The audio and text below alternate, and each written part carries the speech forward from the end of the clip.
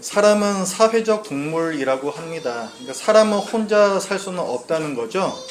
다른 사람들과 끊임없이 서로 관계를 맺으면서 삽니다. 이 관계에는 여러 가지 종류가 있어요. 일 때문에 맺어지는 관계도 있고요. 아니면 내가 좋아하는 거, 취미 이런 것들 때문에 생기는 관계들도 있습니다. 교회에서도 사람 간의 관계는 굉장히 중요하죠.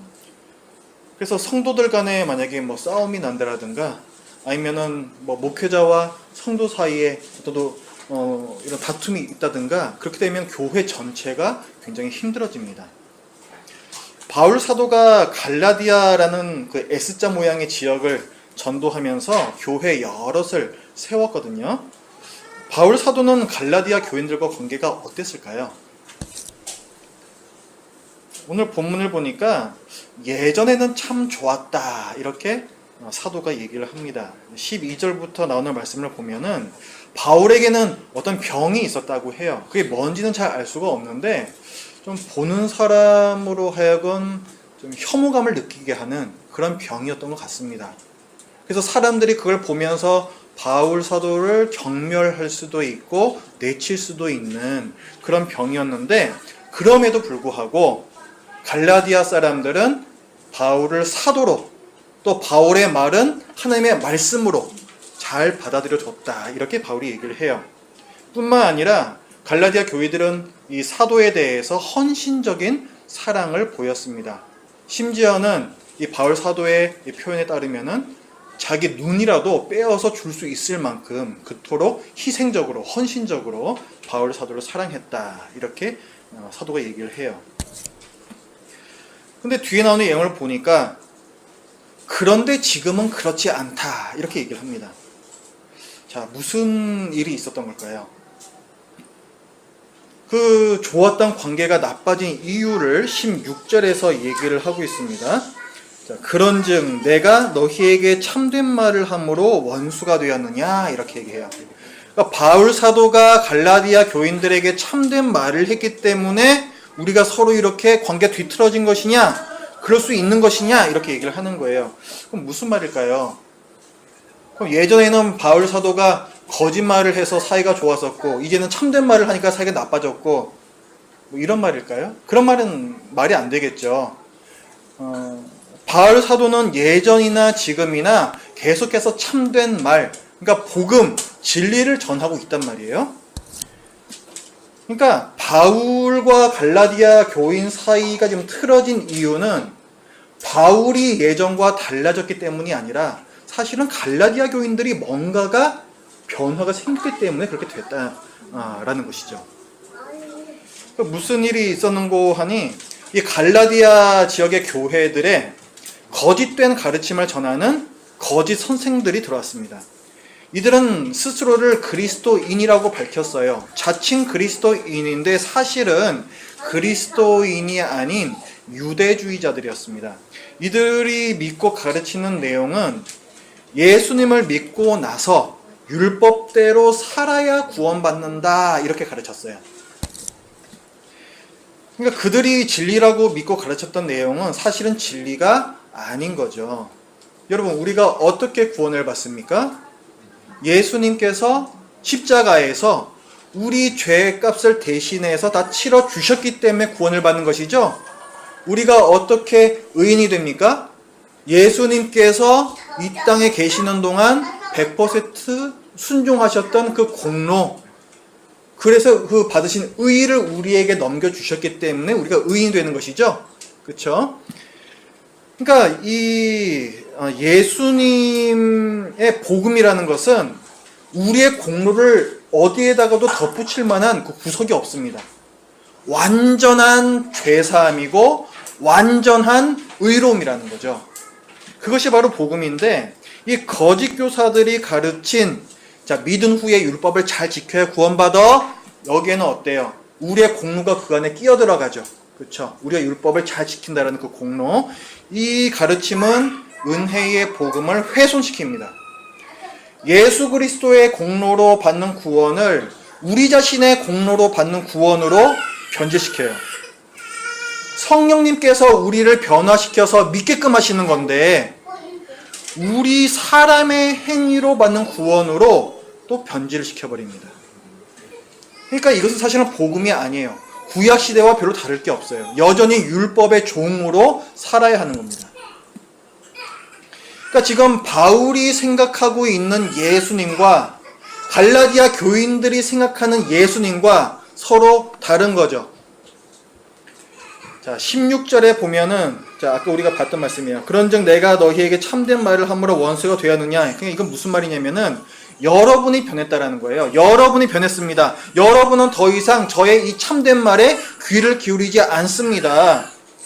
이 참된 말, 복음, 이 진리 때문에 저와 여러분들 간에 그토록 아름다운 관계가 지금까지 맺어져 있었는데 여러분이 그 진리에서 떠나버렸기 때문에 여러분과 저는 지금 원수처럼 되어버렸습니다.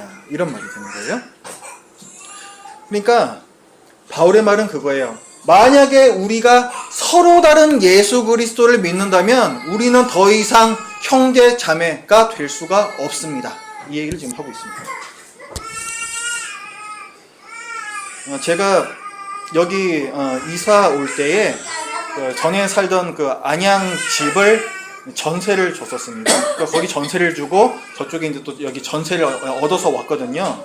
근데 저 안양에 들어왔던 그 세입자가 아주 진상이었어요. 이게 도대체 하여간 이게 말도 안 되는 이상한 얘기를 하면서 저를 굉장히 괴롭혔습니다.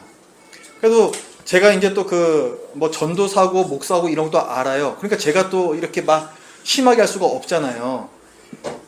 그때 제가 아주 애를 많이 먹었는데, 뭐 어쨌거나 그 관계는 집을 제가 이제 처분하면서 그 관계는 이제 결국은 이제 끝이 났습니다. 그러니까 집 때문에 맺어진 관계였는데 이제 집을 처분하니까 그 관계가 이제 끝나는 거죠.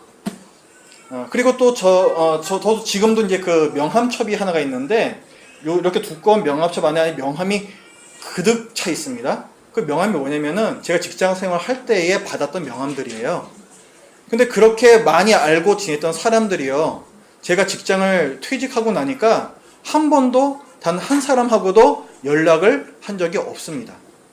그러니까 일 때문에 맺어진 관계는 또 그 일이 정리가 되고 나면은 또 그 관계도 끊어진다라는 거예요. 지금 갈라디아 교인들하고 사도 바울의 관계를 이어주는 연결고리는 그럼 무엇입니까? 예수 그리스도라는 거예요. 예수 그리스도. 자, 우리도 마찬가지예요. 우리가 왜 서로를 형제, 자매라고 부릅니까? 예수 그리스도께서 우리를 구원하셔서 하나님의 자녀가 되게 해주셨기 때문이죠.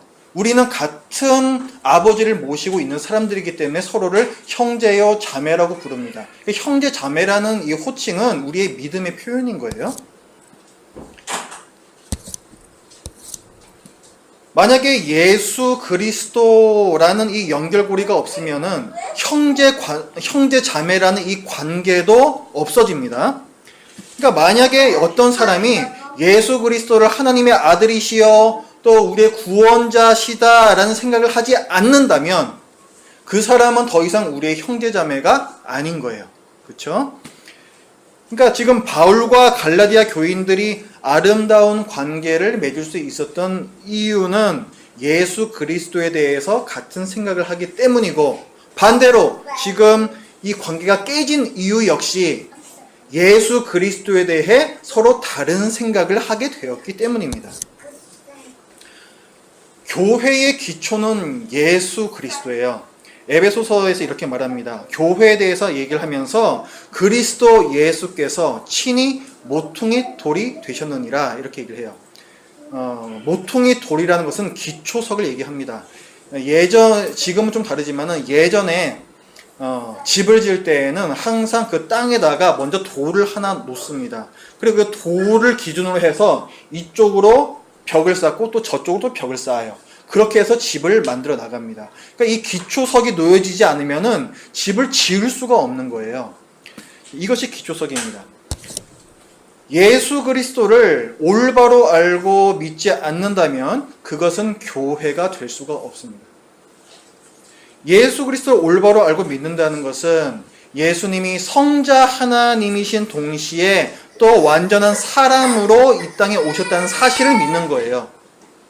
그리고 예수 그리스도께서 우리 죄를 완전히 대속하여 주셨다라는 것을 믿는 것입니다. 그리고 예수님께서는 십자가에서 죽으신 것이 아니라 다시 부활하셔서 지금 하나님과 함께 이 세상을 다스리고 계시다. 이것을 믿는 것이죠. 오직 예수님만이 구원의 길이라는 사실을 믿는 것입니다.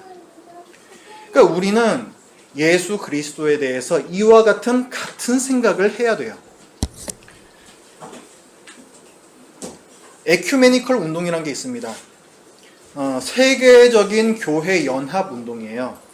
여러분 WCC라는 단체에 대해서 혹시 들어보셨습니까? WCC World Council of Churches, 이거 약자입니다. WCC, 우리나라 말로는 세계교회협의회라고 얘기를 해요. 이 단체는 1948년에 네덜란드에서 시작이 되었습니다. 범세계적으로 우리 교회가 하나가 되어보자 해서 시작되는 운동이에요. 그래서 7년에 한 번씩 대회를 엽니다. 2013년에 우리나라에서 이 대회가 열렸어요. 부산에서 열렸습니다. 이것이 열리기 전에 우리나라에서 이 WCC 대회에 대해서 갑론을박이 있었습니다. 이 WCC 대회를 우리나라에서 여는 것이 그냥 옳은 일이냐, 여기에 대한 얘기인 거죠. 그래서 우리 장로교단 안에서도 통합 측은 WCC에 대해서 찬성을 하는 입장이었고, 그리고 뭐 합동, 고신, 합신 이런 쪽도 장로교단에서는 WCC를 반대하는 그런 입장이었습니다. 현재도 그래요. 현재도 WCC에 우리 통합교단은 가입이 되어 있습니다. 그런데 뭐 합신, 고신, 합신 이런 교단들은 가입을 하고 있지 않아요. 자, 왜 WCC에 반대하는가? 여러 가지 원인이 있어요. 굉장히 많은 문제점이 있습니다. 먼저 WCC는 성경이 하나님의 말씀이다, 오류가 없는 말씀이다 라는 사실을 받아들이질 않아요. 성경이 하나님의 무한 말씀이라는 이 믿음은 굉장히 중요한 것이거든요. 이것이 무너지게 되면 우리의 믿음 전체가 무너지게끔 되어 있습니다. 그리고 이 WCC는 종교다원주의를 지지해요. 종교다원주의가 뭐냐면은, 여러분 어떤 산에 올라갈 때 정상에 올라가는 길이 하나만 있는 거 아니죠. 여러 등산 코스가 있죠. 그러니까 이 산 정상을 구원이라는 것으로 보는 겁니다. 근데 이 구원에 이르는 길이 한쪽 길만 있는 게 아니고 굉장히 여러 가지 길이 있다라는 거예요. 그러니까 예수 그리스도를 믿어야만 구원을 얻을 수 있는 게 아니고 다른 종교들에도 구원이 있다라고 믿는 것, 이것을 종교다원주의라고 합니다. WCC는 이 종교다원주의를 받아들여요. 그래서 심지어 이들은 선교사를 파송하지 마라 이런 선언을 하기도 했습니다. 그럼 WCC가 선교에 대해서 아예 얘기를 안 하느냐? 또 그런 것도 아니에요. WCC는 하나님의 선교, 엄혜비 형제님, 미시오 데이라고 들어보셨습니까? 하나님의 선교라는 뜻인데 원래는 좋은 뜻입니다. 하나님의 선교. 이 선교는 하나님께서 하시는 일이라는 거예요. 맞잖아요. 인간의 힘으로 됩니까? 아니죠. 하나님께서 하시는 일이죠. 그런데 이 미시오 데이, 하나님의 선교라는 이 개념을 WCC가 변질시켰습니다. 그러니까 원래 이 선교라는 것은 교회가 중심이 되어서 세상에 복음을 전파하는 거거든요. 그게 선교거든요. 그런데 이 WCC에서는 그것을 어떻게 바꿨냐면은 정치, 경제, 사회, 문화, 이 세상의 모든 영역에서 하나님께서 선교를 하고 계시다라는 거예요. 그러니 교회도 거기에 동참을 해라 이렇게 가르칩니다. 뭔가 좀 멋있게 들리고 맞는 말 같기도 하죠. 그런데 굉장히 심각한 오류가 있어요. 그 말 안에는 우리가 말하는 이 구원이라는 이 말의 개념이 변질이 되어버립니다. 구원이라는 것은 1차적으로 영혼 구원이 굉장히 중요한 거예요. 그런데 이들이 말하는 이 미시오데이, 하나님의 선교라는 것은 이 세상을 개혁시키는 것입니다. 영혼을 구원하는 것이 아니라 사회를 구원하는 것이에요. 사회를 개혁하는 사회 복음이라고 합니다. 그러니까 이들이 말하는 구원은 영혼 구원이 아닌 사회 구원이요. 이들이 바라보는 예수님은 영혼을 구원하시는 예수님이 아니라 사회 개혁가인 거예요. 자, 지금까지 우리가 지금 본 것처럼 이 WCC에는 예수 그리스도에 대해서 우리와는 전혀 다른 생각을 하는 사람들이 모여 있습니다. 과연 이 모임을 교회 연합단체라고 할 수 있느냐라는 거죠. 교회라는 것은 예수 그리스도에 대한 이 신앙, 이 믿음을 기초석으로 하여서 지어지는 것이 바로 교회인데, 전혀 엉뚱한 예수님을 고백하는 그런 사람들의 모임을 과연 교회 연합체라고 할 수 있느냐라는 거예요.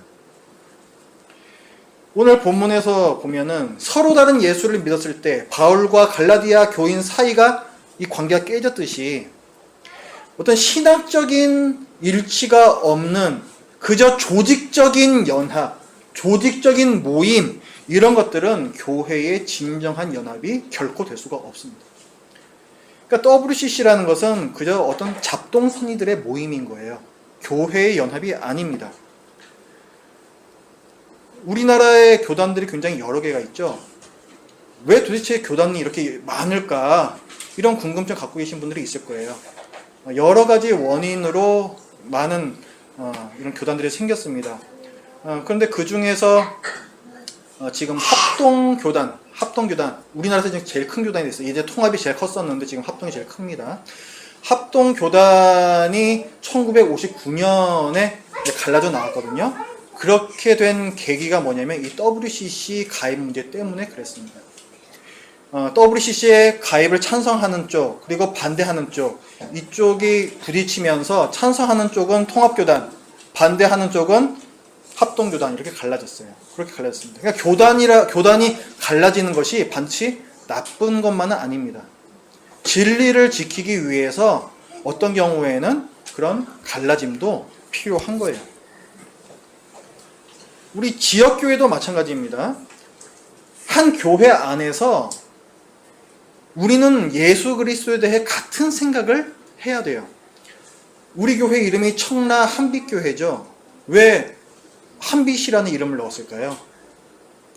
이 어둠의 죄의 권세에서 구원하실 수 있는 분은 오직 예수 그리스도뿐이다. 그 유일한 빛을 고백하는 의미에서 한빛이라는 그 이름을 넣었습니다. 교회는요, 예수 그리스도를 이 성경대로 믿는 공동체라야 합니다. 이를 위해서는 첫째, 목사가 먼저 잘해야 돼요. 목사가 말씀을 올바르게 그리고 열심을 가지고 지속적으로 가르쳐야 합니다. 오늘 이 바울의 각오도 보세요. 19절 우리 같이 읽어볼까요? 시작. 나와 자녀들아 너희 속에 그리스도의 형상을 이루기까지 다시 너희를 위하여 해산하는 수고를 하노니, 이렇게 됐죠. 성도들의 성숙을 위해서 내가 다시금 아이를 낳는 그 고통을 감수를 하겠다 얘기를 하고 있어요. 이것이 모든 목회자의 사명이 되어야 합니다. 목회자가 성도들에게 성경만 가르치는 건 아니에요. 성경도 당연히 가르쳐야 하고, 성경적 진리와 관련되는 많은 사회적 이슈들도 함께 다뤄줘야 됩니다. 예를 들어서 우리 그리스도인들은 정치에 어디까지 참여를 해야 될 것인가, 굉장히 중요한 이슈예요.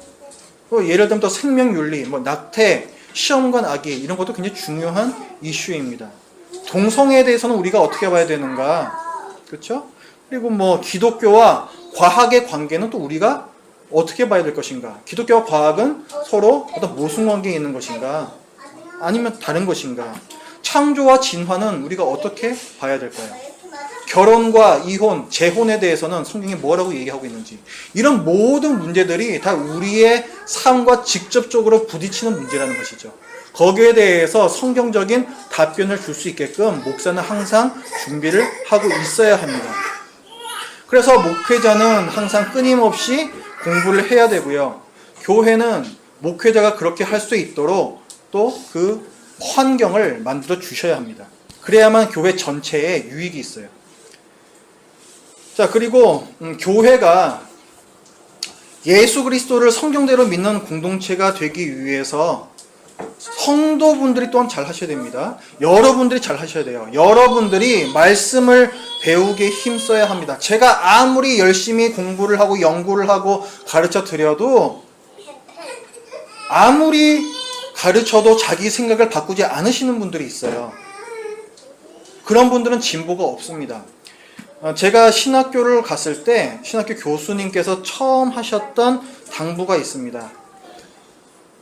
이제부터 여러분들이 이 신학교에서 배우게 되는 내용은 여러분들보다 훨씬 뛰어난 신학자들이 지금까지 몇백 년에 걸쳐서 그 내용을 정제하고 정제해서 만들어낸 결과물입니다. 그러니까 그것이 여러분의 지금까지 생각과 그것이 맞지 않는다고 해서 그것을 거부하지 마시고 그것에 대해서 진지하게 생각을 해보시기 바랍니다. 이렇게 저희들에게 당부를 하셨어요. 실제로 신학교를 졸업을 하는 시점에서 여전히 자기 생각을 바꾸지 않는 신학생들도 있었습니다. 그분들은 발전이 없어요. 하지만 정말 겸손함으로 그 가르침을 받는 사람들은 많은 발전이 있었습니다. 여러분도 마찬가지예요. 겸손하게 배우십시오. 제가 여러분들에게 가르쳐드리는 이 내용은 제 생각을 말씀드리는 게 아닙니다. 제가 신학교에서 배운 것들, 또 정말 그 권위가 있는 분들의 어떤 그런 책, 이런 것들을 연구해서 여러분들에게 가르쳐 주시는 거예요. 그러니까 여러분들보다 훨씬 뛰어난 분들께서 오랜 세월 동안 그것을 고치고 그래서 그나마 최선의 결과로 만들어낸 그 결과물들을 여러분들에게 가르쳐드리고 있는 겁니다. 겸손하게 그것을 받으시고 또 진지하게 또 생각을 하시기 바랍니다. 그러다 보면은 세월이 흘렀을 때 1년 전과는 다른 여러분, 또 작년과는 또 다른 여러분, 그런 여러분을 스스로 발견하시게 될 거예요. 자, 그리고 마지막으로 교회가 예수 그리스도를 성경대로 믿는 공동체가 되기 위해서는요, 여러분들이 자녀들에게 성경 말씀을 가르쳐 주셔야 됩니다. 제가 누차 말씀을 드립니다. 교회가 여러분 자녀들의 신앙을 책임질 수 없습니다.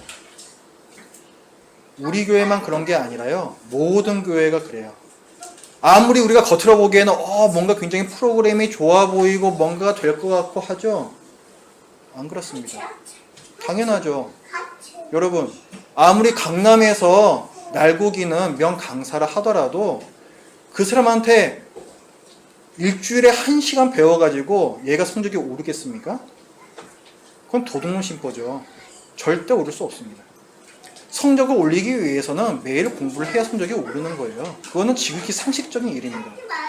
아무리 교회가 훌륭한 자녀 양육 프로그램을 갖고 있어도 일주일에 한 번 1시간 교회에 있는 걸로 여러분들 자녀의 신앙 절대 생기지 않습니다. 절대 생기지 않아요.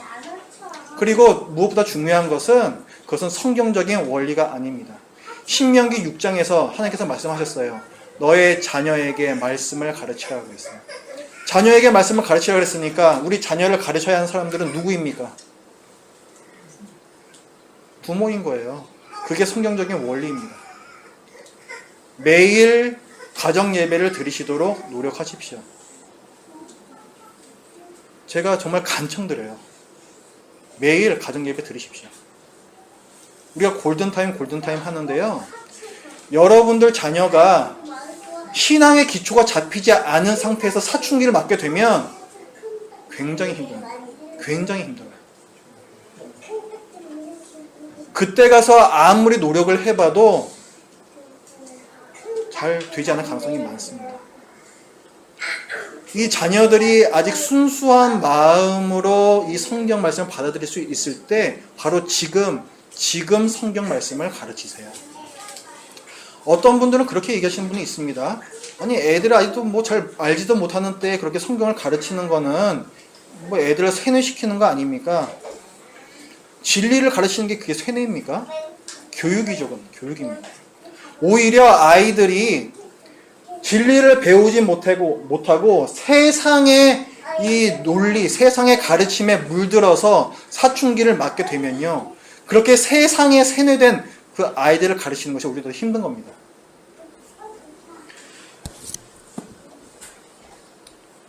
사실은 우리가 지금까지 굉장히 잘 해왔어요. 여러분들 그렇게 많이 바쁘신 중에, 정말 그 많이 피곤하신 중에 그 멀리서 그 화요 성경 공부 같이 하시겠다고 그렇게 빠짐없이 와주신 거 저는 잘 기억을 하고 있습니다. 그리고 그 바쁜 그 아침 시간에 어떻게든 그래도 가족들과 함께 예배 드리시겠다고 모여서 말씀같이 읽고 기도하고 그래 주시는 거 저도 잘 알고 있습니다. 아주 잘 하고 계세요. 마치 엄마 뱃속에서 태아가 보이지 않게 조금씩 자라는 것처럼 그런 열심을 통해서 여러분과 여러분의 자녀들이 계속해서 그리스도의 형상을 닮아가고 있습니다. 저는 지금 여러분 듣기 좋으라고 이런 말씀 드리는 거 아니에요. 립서비스 하는 거 아닙니다. 제가 이런 말씀을 드리는 이유는 여러분을 포기하지 않으시고 끝까지 성장시켜 내고야 마시는 하나님의 열심을 제가 믿기 때문에 그렇습니다. 여러분 기억하세요. 교회를 진리 위에 올바로 세우려는 우리의 이 열심 뒤에는요, 교회를 붙들고 계시는 하나님의 열심이 있습니다.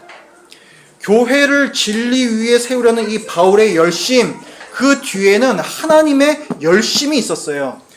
사도 바울이 고린도 후서에서 이렇게 얘기합니다. 내가 하나님의 열심으로 너희를 위하여 열심을 내노니 내가 너희를 정결한 처녀로 한 남편인 그리스도께 드리려고 중매함이로다.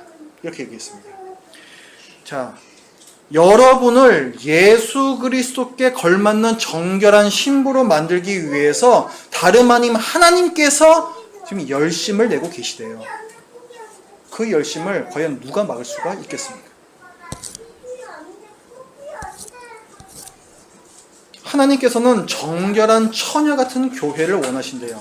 하나님께서 원하시는 교회는 화려한 교회도 아니고 초대형 교회도 아니며 순결한 교회라는 거예요. 순결한 교회가 무엇입니까? 하나님의 말씀을 하나님의 말씀으로 믿는 교회예요. 예수 그리스도를 예수 그리스도로 믿는 교회입니다. 그것이 하나님께서 원하시는 순결한 교회예요. 우리 이제 시즌 2로 지금 이제 들어가죠. 자, 시즌 1에서 시즌 2 뭔가 지금 업그레이드가 돼야 되잖아요. 뭘 업그레이드를 해야 될까요? 그리스도를 닮아가는 모습이 업그레이드가 돼야 됩니다. 그리스도의 순결한 처녀로서의 순결한 이 신부, 이 처녀로서의 모습이 업그레이드가 돼야 됩니다. 그것이 하나님께서 원하시는 순결한 교회고 이 청라 한빛교회에 대해서 기대하시는 바입니다. 교회를 붙들고 계시는 하나님의 열심을 생각하십시오. 그리고 이 교회를 향하여 갖고 계시는 하나님의 기대를 잊지 마십시오. 교회에서 가정에서 더더욱 하나님 말씀을 바로 알기에 힘쓰는 우리 교회가 되기를 바라고요. 또 그런 교회가 점점 더 이 세상에, 이 나라에 많아지기를 간절히 바랍니다. 기도하겠습니다.